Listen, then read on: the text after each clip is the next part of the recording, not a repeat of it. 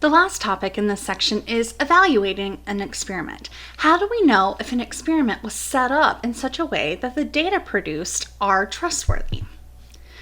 So, as you're looking through the examples that we're going to go through, these are the questions that you should ask yourself. Now, there are 7 of them, but they're all very important.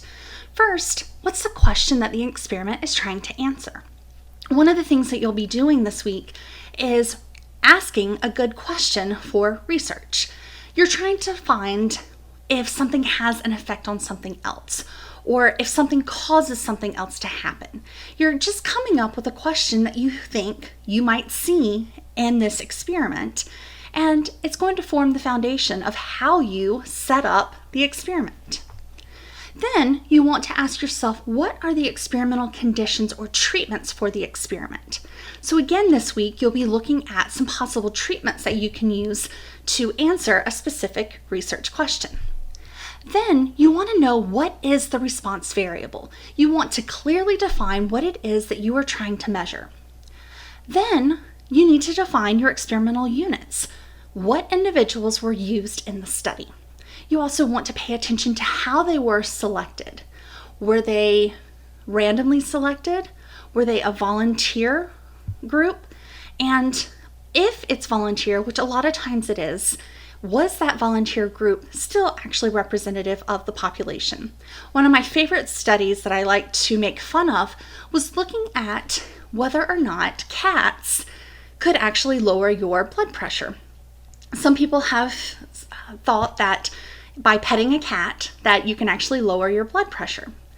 And the study was done probably by a group of teenagers. And I don't think this was in a published journal. It was something I found online. But the study was done on 16 and 17-year-olds. So knowing that blood pressure is lowered for 16 and 17-year-olds might not be all that interesting for somebody who's, say, 60, 70, or 80 years old. So what we found in the results for the teenagers might not apply to the results of another age group in the population. So it's things like that that you want to pay attention to.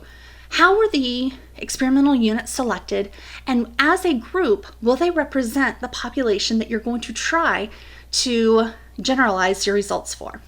The next question you want to look at is how the design incorporates random assignment of experimental units to the different experimental treatments.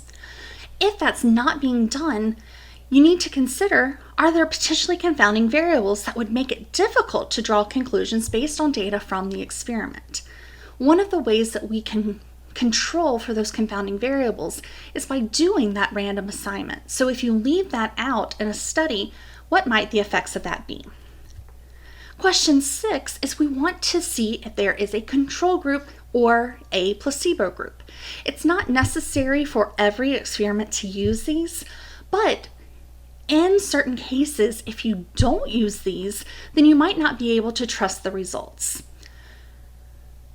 Then finally, is there any blinding? So just like control groups and placebo groups, blinding is an important thing to consider because sometimes the experiment could be improved if you withhold information about which treatment is being imposed on the different units. Now, if you were doing an experiment on something like plants, you would not have to do any blinding there because you're going to be able to categorize what's going on with the plants without having some sort of influence. The plants certainly aren't going to be paying attention to what kind of treatment that they are getting. But when you're dealing with human research, or if you're dealing with something that has some subjective, which is something that's not very quantifiable, so if you're dealing with a subjective response variable, then you do want to make sure that this blinding is being used. So we're going to look first at this example of chilling newborns. And this was a study on 208 infants whose brains were temporarily deprived of oxygen as a result of complications at birth. So in this study, we're looking at these babies as the subjects or the experimental units, and we're trying to determine if reducing the body temperature for 3 days after birth is going to improve the chances of surviving without brain damage. So there was a study that looked at this, and in the paper they state that infants were randomly assigned to usual care, which was your control group, or whole body cooling. Now, just as a note to reemphasize what I talked about earlier with control group doesn't necessarily mean withholding treatment. In this case, it would be unethical to withhold treatment from these babies. So the control group here is doing what they typically would do for a baby in this situation. And the other group would be doing the whole body cooling. Also, by having that control group, that's going to provide that baseline, that basis for comparison for death and disability rates from the cooling treatment versus the regular care. Now, there are some other variables that might affect the outcome of these babies, and those are things like duration of oxygen deprivation. Perhaps it makes a difference how long the babies went without oxygen. That would not be something that we would be able to directly control in this experiment because we would not intentionally impose a certain amount of time for oxygen deprivation for these babies. It certainly would not be ethical.